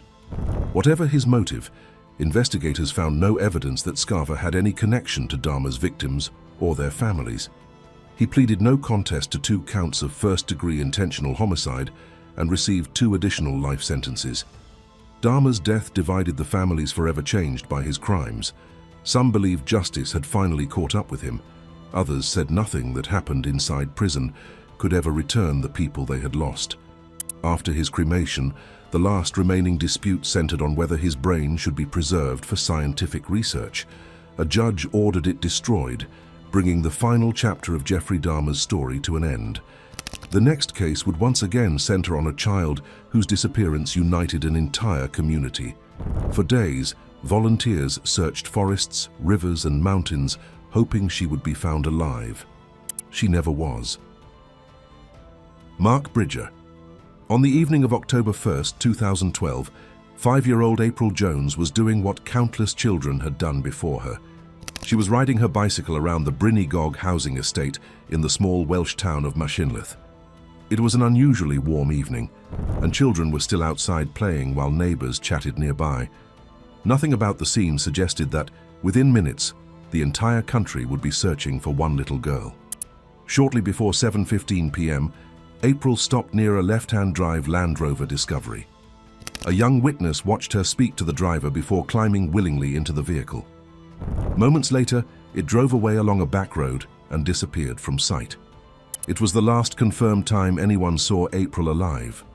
The man behind the wheel was 46-year-old Mark Bridger. Originally from Surrey, Bridger had spent years moving around Wales, working a wide variety of jobs including mechanic, welder, forestry worker, hotel employee, abattoir worker, and lifeguard. Friends often described him as outgoing and entertaining, while others remembered his violent temper, heavy drinking, and habit of inventing elaborate stories about his past. He claimed to have served in the SAS, worked as a mercenary overseas, and carried out dangerous military operations, but investigators later confirmed that none of it was true. Only weeks before April disappeared, Bridger had moved into an isolated cottage called Mount Pleasant, surrounded by woodland he knew extremely well. His children had previously played with April and her family, meaning he was not a stranger to her. When April failed to return home, her family and neighbors immediately began searching the estate before police were called. Witnesses quickly reported seeing her get into a distinctive left-hand drive Land Rover, allowing detectives to identify the vehicle within hours. Their attention soon turned to Bridger. By midday on October 2nd, he had become the main suspect. Just after 3 p.m., officers forced their way into Mount Pleasant. Inside, they immediately noticed something strange. The cottage was unusually hot despite the mild weather outside, and the smell of powerful cleaning products filled the rooms. Someone had clearly spent hours trying to remove evidence. Even so, the cleanup hadn't been enough. Forensic specialists discovered April's blood beneath the living room carpet, directly in front of the wood-burning stove. They also recovered tiny burned bone fragments from inside the stove and additional fragments in the bathroom. Although the intense heat prevented DNA testing on every piece, investigators believed they belonged to April. They were the only physical remains ever recovered. Less than 30 minutes after officers entered the cottage, Bridger was found near a river and arrested. Before detectives had even begun questioning him, He insisted everything had been a terrible accident. He claimed he had accidentally reversed over April with his Land Rover, tried to revive her, panicked, began drinking, and eventually forgot what he had done with her body. Over 13 police interviews and later during his trial, he repeatedly changed parts of the story whenever new evidence disproved his previous version. Investigators rejected the account completely. Witnesses had seen April willingly entering his vehicle, not being struck by it, while the forensic evidence inside Mount Pleasant showed she had suffered fatal injuries inside the cottage, not on a road. A search of Bridger's computer also uncovered a large collection of illegal abuse material involving children and searches relating to child murders, strengthening the prosecution's case that April had been abducted to commit a serious offense before being killed to conceal it. As detectives built their case, the search for April became the largest operation ever carried out by British police at the time. More than 650 search areas were examined across forests, rivers, reservoirs, caves, mountains, and abandoned buildings. Officers received thousands of calls, interviewed hundreds of witnesses, and searched for months, refusing to give up hope that they might recover enough evidence to tell April's family what had happened. They never found her body. Only the burned bone fragments recovered from Mount Pleasant were ever linked to her. Bridger's trial opened at Mould Crown Court in April 2013. Prosecutors presented eyewitness testimony, placing April inside his Land Rover. Forensic evidence proving her blood had been inside the cottage, bone fragments recovered from the stove, and the material found on his computer. Bridger continued insisting that April's death had resulted from a tragic accident, but after only a few hours of deliberation, the jury unanimously rejected his explanation. On May 30th, 2013, Mark Bridger was convicted of abducting April, murdering her, and unlawfully concealing or destroying her body. The judge imposed a whole-life order, describing Bridger as a pathological liar, whose destruction of April's remains had added immeasurably to her family's suffering. Bridger was transferred to HMP Wakefield, where prison officials initially kept him separated from much of the prison population because of the nature of his crimes. Only 3 days after he was first allowed to mix with other inmates, another prisoner decided to act. Juvenal Ferreira, already serving life imprisonment for murder, had prepared an improvised weapon by attaching extra blades to a prison-issued razor. On July 7, 2013, he approached Bridger inside the prison and slashed him from the temple almost to the chin, severing an artery and leaving a deep wound across the side of his face. As Bridger tried to shield himself, Ferreira struck again, cutting his arm before officers intervened. The injuries required emergency surgery under general anesthetic and more than 30 stitches, leaving Bridger permanently scarred. Ferreira later said prisoners had discussed whether attacking Bridger might finally force him to reveal what had happened to April's remains. He admitted carrying out the assault, but denied seeking any personal reward, claiming he believed it might bring answers to April's family. The judge rejected that reasoning, making it clear that prisoners could not appoint themselves as investigators or use violence to obtain information. Ferreira received a second life sentence, with 5 additional years added to the minimum time he would have to serve. More than a decade later, Bridger was reportedly assaulted again at Wakefield, suffering only minor injuries before prison staff restored order. He remains incarcerated under his whole-life order, while April's family continue living with the reality that most of her remains have never been recovered. The next case on this list also involved a man serving a whole life sentence. Like Bridger, he became one of Britain's most hated prisoners. But unlike every other killer in this documentary, he survived the violence behind bars, and his story is still being written. Levi Belfield. By the early 2000s, women traveling alone across parts of West London had no reason to believe they were being watched. Bus stops, train stations, quiet residential roads. To most people, they were simply part of the journey home. To Levi Belfield, they became hunting grounds. Belfield had spent most of his life in West London, working first as a nightclub bouncer before running a wheel-clamping business that allowed him to drive constantly through the same streets.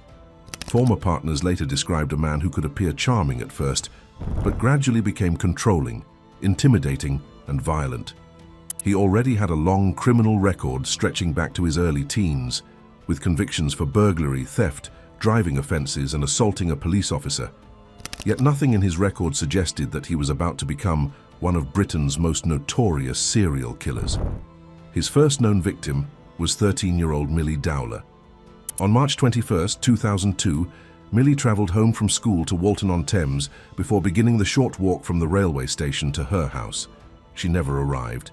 Belfield was living less than 50 yards from the place where she was last seen and had access to a distinctive red Daewoo Nexia. CCTV later captured that same car, leaving the area only 22 minutes after Millie disappeared. The following day, Belfield suddenly cleared out the flat, removing furniture and a mattress before the vehicle itself disappeared forever. For months, police searched desperately for Millie while investigating countless leads. Her remains were eventually discovered in woodland around 25 miles away, but the condition of her body meant pathologists could not determine exactly how she had died. Less than a year later, Belfield struck again. 19-year-old Marsha McDonnell had just stepped off a bus near her home in Hampton when Belfield approached from behind and repeatedly struck her over the head with a blunt weapon. She died in hospital 2 days later. In May 2004, 18-year-old Kate Sheedy noticed a vehicle behaving strangely as she walked home after celebrating the end of school. Belfield deliberately drove at her, knocked her to the ground, drove over her, and then reversed over her before speeding away. Despite suffering devastating injuries, Kate survived and later became one of the most important witnesses against him. Only 3 months later, 22-year-old French student Amélie Delagrange missed her bus stop and began walking across Twickenham Green. Belfield attacked her with another blunt weapon, leaving her fatally injured before disappearing into the night. The similarities between Amélie's murder and the attack on Marsha finally convinced detectives they were hunting the same offender. The breakthrough came under Detective Chief Inspector Colin Sutton. His team painstakingly reconstructed the movements of a distinctive white Ford courier van linked to Belfield's wheel-clamping business. CCTV footage, telephone records, witness statements, and interviews with former partners gradually revealed the same pattern. Belfield spent hours driving around West London, slowing near bus stops and approaching women travelling alone. On November 22, 2004, police arrested him. After a lengthy Old Bailey trial, the jury convicted Belfield in February 2008 of murdering Marsha McDonnell and Amélie Delagrange, along with the attempted murder of Kate Sheedy. He received a whole life order, meaning he would never be released. But detectives had never stopped thinking about Millie Dowler. Once Belfield was behind bars, investigators revisited every detail of her disappearance and discovered just how close he had been living to the point where she vanished. They rebuilt the timeline surrounding the missing red Daewoo, examined his movements again, and connected the methods used in his later attacks to Millie's case. In 2010, Belfield was charged with her abduction and murder. The prosecution relied on a series of interconnected facts rather than a single decisive piece of evidence. Belfield's home stood only yards from Millie's last known location. The red Daewoo was captured on CCTV shortly after she disappeared. He emptied the flat the following day. The vehicle vanished and was never found, and his later attacks showed the same pattern of targeting lone young females traveling near bus routes. The jury found the evidence overwhelming. On June 23, 2011, Belfield was convicted of abducting and murdering Millie Dowler. The following day, he received a second whole life order, becoming the first prisoner in Britain already serving one whole life sentence to receive another. Belfield continued denying responsibility for years. Then, during a prison interview in 2016, Surrey police announced that he admitted abducting Millie, committing a serious offence against her and murdering her. He later disputed making the admission, but the police stood by their account of the interview. Long before that admission, prison violence had already found him. In 2009, while being held at HMP Wakefield, another inmate attacked Belfield with an improvised weapon, leaving him with cuts and other injuries. The wounds were not life-threatening, but Belfield later sued the Ministry of Justice, arguing that prison staff had failed to protect him despite knowing he was at risk. After several years of legal proceedings, the ministry admitted liability. In 2014, Belfield was awarded £4,500 in damages, a decision that sparked widespread public criticism because the compensation was paid to a man already serving whole life sentences for multiple murders. Belfield remains imprisoned at HMP Wakefield with no possibility of release. Over the years, he has repeatedly claimed responsibility for other notorious crimes before withdrawing or changing his story. Police have investigated several of those claims, rejecting many after finding no supporting evidence. More recently, investigators arranged new DNA testing as part of an independent review into one of Britain's most controversial murder convictions, although none of that changes the sentences Belfield is already serving for the murders of Millie Dowler, Marsha McDonnell, and Amélie Delagrange, or the attempted murder of Kate Sheedy. Unlike the other men in this documentary, Levi Belfield did not die in prison. He survived the violence behind bars and remains there today, serving 2 whole-life orders with no prospect of freedom. Kyle Bevan, HMP Wakefield, a name that carries a chill even among the worst of men. A high-security fortress in West Yorkshire, built to cage those society never wants to see again. It's where Britain keeps its monsters, serial killers, rapists, child murderers, the kind of men who can't walk a corridor without eyes following them. Inside those walls there are rules, not the kind written by guards, but the kind carved in fear. And in November 2025, those rules caught up with one man, Kyle Bevan. Bevan's story began years earlier in Haverfordwest, Wales, during the long, quiet months of the first COVID lockdown. He had met a woman named Sinead James in early 2020, a single mother raising her 2-year-old daughter, Lola James. Within weeks, Bevan was living in her home, blending into their daily life. But behind closed doors, something darker was taking shape. The evidence later revealed a pattern of escalating violence. Text messages between Bevan and Sinead mentioned accidents, bruises, explanations that didn't make sense. A photo of little Lola with a black eye circulated privately. Neighbors noticed shouting, crying, property damage, and the mother's growing fear of social services getting involved. Then came the night everything ended.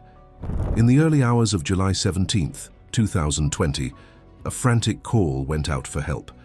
Paramedics arrived to find Lola unresponsive, her small body broken, covered in bruises. Bevan claimed she'd fallen down the stairs, but the medical report read like an autopsy of rage, injuries that told a story of hours of abuse. Doctors described them as catastrophic, injuries no fall could cause. 2 days later, Lola was gone. When the case reached court, Bevan sat emotionless as evidence played out. Photos, messages, testimonies. The judge called his actions sustained and savage, a campaign of cruelty against a child too small to fight back. He was sentenced to life imprisonment with a minimum of 28 years. His destination, HMP Wakefield, Britain's most notorious high-security prison, a place where the state keeps the men no one else wants to live beside. Inside, inmates have a code, and at the top of their hierarchy, child killers sit lower than anyone else. Bevan arrived in 2023, quiet and guarded. He avoided eye contact. He didn't speak much, and when he did, his voice was flat. But you can't stay invisible forever in Wakefield. Word travels, crimes, names, victims. And once the other prisoners knew what he'd done, it wasn't a question of if something would happen, but when. That answer came on the morning of November 5th, 2025. A guard performing routine checks opened Bevan's cell door and froze. Bevan was on the floor, motionless, blood pooling beneath his head. The alarm went up, but it was already too late. Paramedics pronounced him dead at the scene. At first, officials treated it as a possible suicide, but then the evidence began to speak. Bruising, defensive wounds, blood patterns that didn't match a fall. The post-mortem confirmed what the officers already suspected: homicide. Within days, 3 names surfaced: Mark Fellows, Lee Newell, and David Taylor, all serving life sentences, all housed within Wakefield. Police interrogated them, and the details that followed were as grim as they were predictable. Bevan hadn't just been killed, he'd been targeted. And two of those men, Fellows and Newell, had done this before. Back in 2013, inside the same prison, the same pair strangled another child murderer, Subhan Anwar. They had already earned a name for themselves inside. Cleaners, the kind of men who delivered a different kind of justice when the system couldn't. For officers, it was shocking. For inmates, it wasn't. In Wakefield, child killers rarely last long. Everyone knows that justice doesn't always come from the courts. Sometimes it comes from the next bunk over. Bevan's murder was quiet, methodical, and unsurprising. It didn't happen in the yard or during a riot. It happened in what should have been the safest cell block in the entire facility. But in Wakefield, there are no safe places. By the time investigators finished photographing the scene, the message had already spread through the prison like wildfire. The men who kill children never make it out alive, and Kyle Bevan had just become the latest proof. His body left the prison in the same way all the others do, zipped into a black bag, escorted through steel gates under flashing lights. No tears, no sympathy. Just another monster erased by the same world that created him. And as news of his death reached the headlines, old memories surfaced. Another man, another child killer, who met the same fate years before inside another cold British prison, because before Wakefield claimed Bevan, HMP Leeds claimed our next man. Liam Dean, HMP Leeds, a Victorian-era fortress in the centre of West Yorkshire. Old stone, narrow corridors, air that smells of iron and disinfectant. It's a place built to contain society's worst, but it's also a place where sometimes society's worst take justice into their own hands. When Liam Dean entered its gates in 2017, he was already infamous. Not for organised crime or gang violence, but for something far darker, something that even the hardest men inside can't stomach. He had murdered his own baby daughter, Luna. She was only 2 days old. The crime shocked everyone who read the headlines. He told police he'd lost control because the baby wouldn't stop crying. But the medical evidence said otherwise. Multiple injuries, trauma no child could survive. The judge called it an act of pure and incomprehensible cruelty. Dean was sentenced to life imprisonment, with a minimum term of 10 years before he could even apply for parole. He arrived at HMP Leeds thin, pale and quiet, the kind of inmate who kept his head down and his eyes on the floor. From the first day, he was marked. In a prison system where information spreads like smoke, everyone knew what he'd done. It was written on the guards' faces, whispered through the canteen, and passed from cell to cell like a warning. There's a hierarchy behind bars, killers at the top, abusers at the bottom, and below even them, child killers. They don't last long. At first, Dean tried to disappear. He avoided eye contact, skipped the yard, stayed in his cell whenever possible. He knew what people thought of him. He'd heard the threats, the insults, the way conversations stopped when he walked past. But in a place like Leeds, you can't hide forever. Not when you're sharing a cell. His cellmate was John Westland, a 28-year-old inmate serving a life sentence for a violent assault. Westland was older, stronger, and already used to prison life. To him, Dean wasn't a man. He was a target. The night it happened, the prison was calm. Guards made their usual checks, lights dimmed, doors locked. But inside that small cell, violence was already brewing. By morning, Dean was dead. When officers unlocked the door, the scene spoke louder than words. Dean lay on the floor, motionless, blood pooling beneath his head. He'd been beaten to death, the attack so savage that medical examiners later described the injuries as severe and prolonged. No weapons were used, just fists, rage, and silence. Westland sat on the bunk, waiting. He didn't resist when guards entered. When questioned, he didn't deny what he'd done. He just stared forward, calm and cold. The official motive was never written in a report, but everyone already knew. Child killers don't survive in prison, not for long. Westland had simply made sure this one didn't. In court, he was convicted of murder and given another life sentence, this time with a minimum term of 19 years. It didn't matter. For him, it wasn't about time. It was about reputation, about restoring the unspoken code that even prison walls can't erase. Outside, the story barely made the news. A few lines in national papers. No interviews, no public outrage, no sympathy. Just another man who did the unthinkable and met a fate most believed he deserved. Inside, though, it mattered. Every inmate heard what happened. They talked about it quietly, not with shock, but with approval. For some, it was justice. For others, it was a reminder of what happens when monsters are placed among predators. Liam Dean's sentence was meant to last 10 years. Instead, it lasted 4 months. He entered prison as a convicted murderer. He left it as a body on a stretcher, wrapped in a white sheet, the echoes of his screams already fading down the hall. In HMP Leeds, no one wept for him. No cellmate came forward to defend him. The prison returned to its rhythm the next morning, as though nothing had happened. Because inside those walls, life doesn't stop. Not for men like him. It just moves to the next cell, the next name, the next story. And years earlier, in another high-security prison not far away, that story had already been written by 2 men who had made a reputation out of delivering prison justice. Men whose names would appear again and again whenever a child killer didn't make it out alive. Our next man was one of them. Subhan Anwar. HMP Longlartin, a maximum security prison deep in the English countryside, surrounded by walls so high they cut out the horizon. It's the kind of place where the country locks away the men it fears most. Terrorists, serial killers, sadists. But even here, among monsters, some names carry a heavier silence. In 2009, Subhan Anwar was sentenced to life imprisonment for one of the most disturbing crimes in recent British history, the torture and murder of 2-year-old Sanam Navsaka, his partner's daughter. Over the course of weeks, he turned a small home in West Yorkshire into a place of horror. Neighbours heard screams, social workers raised concerns, but by the time authorities intervened, it was too late. Sanam had been beaten, locked inside cupboards, and left to die.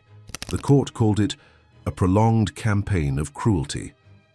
Anwar showed little emotion when the verdict came down. Life in prison, minimum term 23 years. To most, that meant justice. To other prisoners, it meant something else entirely. Unfinished business. From the day he arrived at HMP Longlartin, Anwar lived under a kind of pressure that never lifted. He was kept on watch, segregated from general population when threats grew too loud. He rarely left his cell, ate alone, and avoided the yard. But isolation doesn't stop word from spreading. In prison, everyone knows everyone's story. And when that story involves the death of a child, there's nowhere to hide. By February 2013, Anwar's fear had turned into routine. He spent most of his time locked away, his cellmates rotating as the system shuffled high-risk inmates. But on one winter morning, something changed. 2 men were assigned to his unit. Their names, Gary Smith and Lee Newell. Smith and Newell were already serving life sentences for murder. They were quiet, polite with guards, and well-behaved enough to move freely inside. But among prisoners, their reputation was known. They didn't talk much, but when they did, people listened. They didn't make threats. They made examples. On February 14, 2013, Valentine's Day, the alarm sounded. Officers rushed to a cell where they found Subhan Anwar, beaten, bound, and lifeless. He had been held hostage, tortured, and strangled to death. Smith and Newell were inside the cell when guards arrived. They didn't try to run.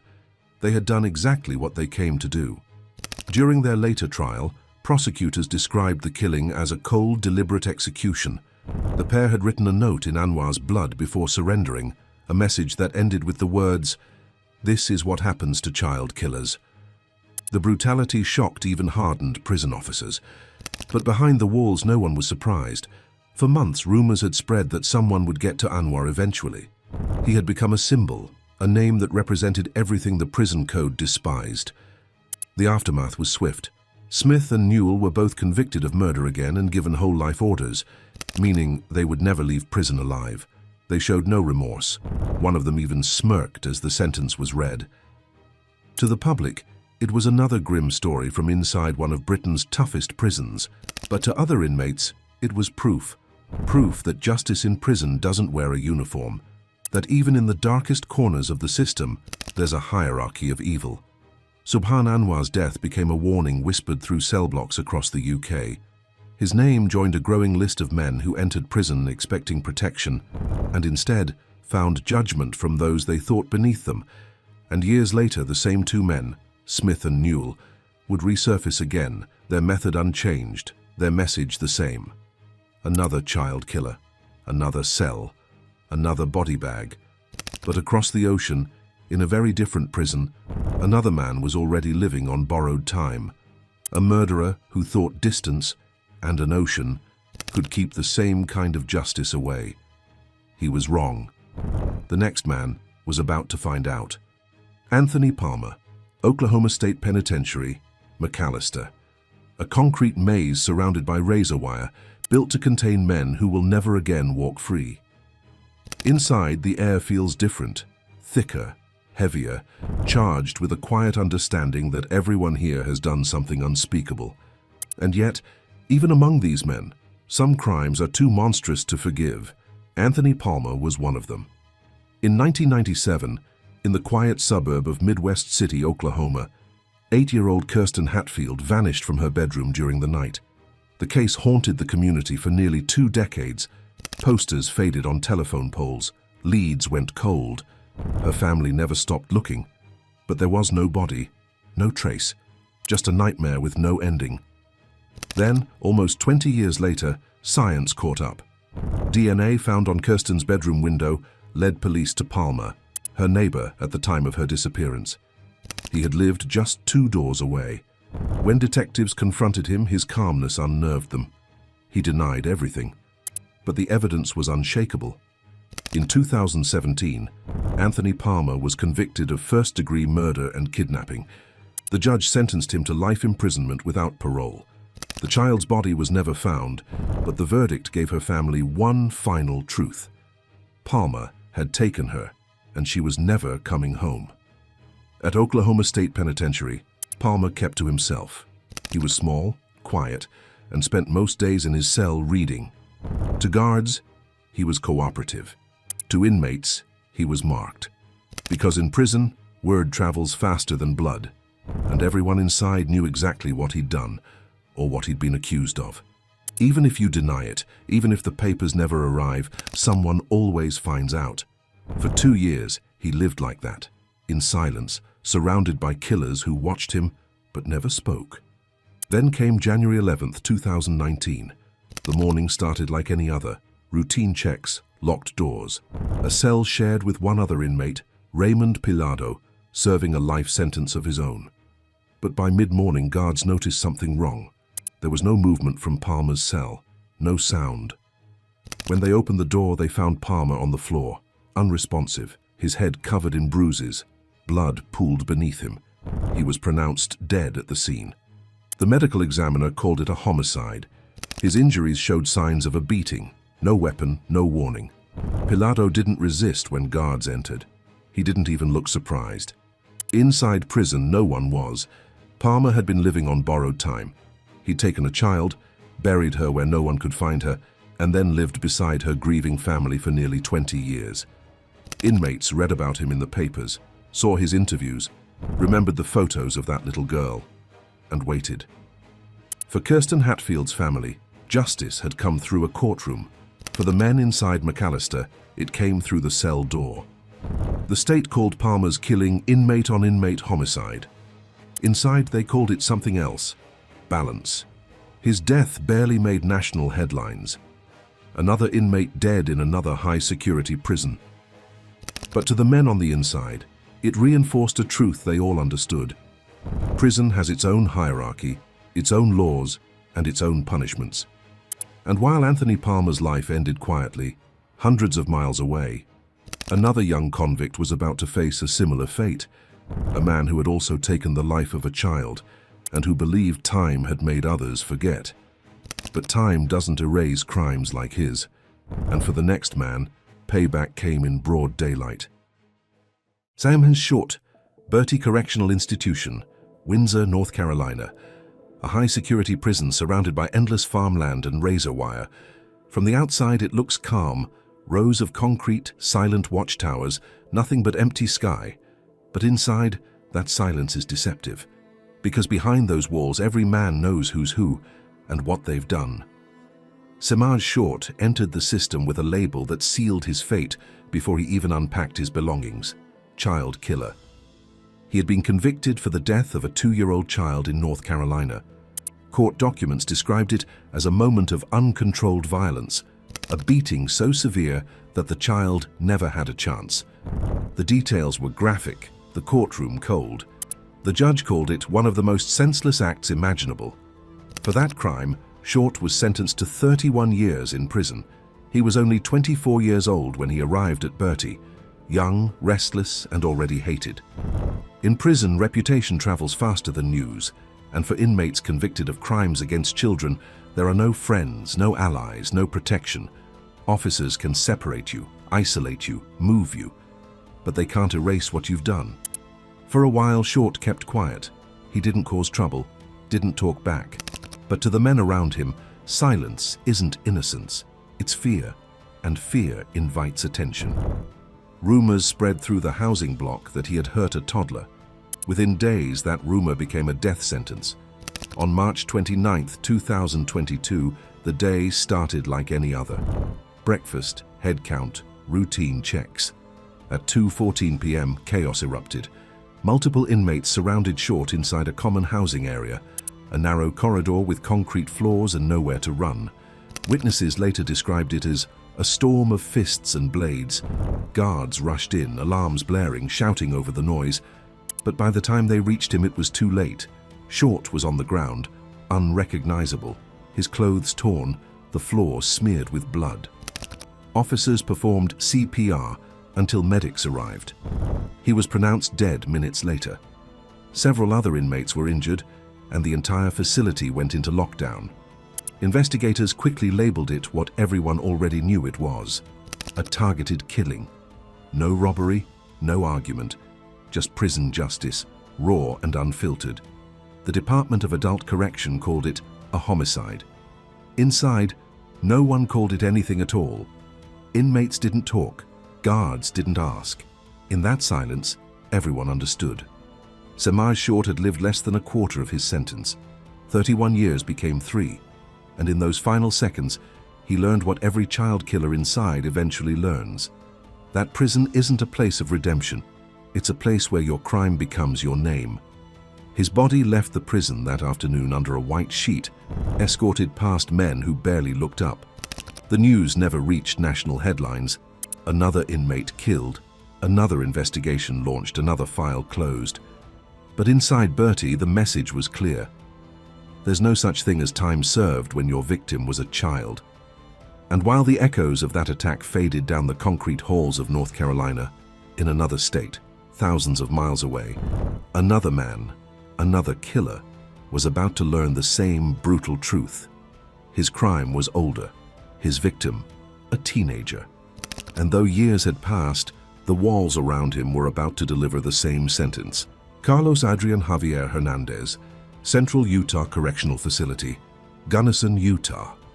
A quiet prison surrounded by desert plains and distant mountains, where silence and heat press down on everything. It's a place built to contain men with no way back, and even here some stories follow you until the end. Carlos Adrian Javier Hernandez had carried his story since he was a teenager. Years earlier, he had been convicted for the killing of 15-year-old Keely Amber Hall, a crime that had shaken Utah to its core. Though he was still young when sentenced, the court ruled that the weight of his actions demanded an adult sentence. He began serving life in prison, a boy stepping into a world built for men. For years, Hernandez lived quietly behind bars.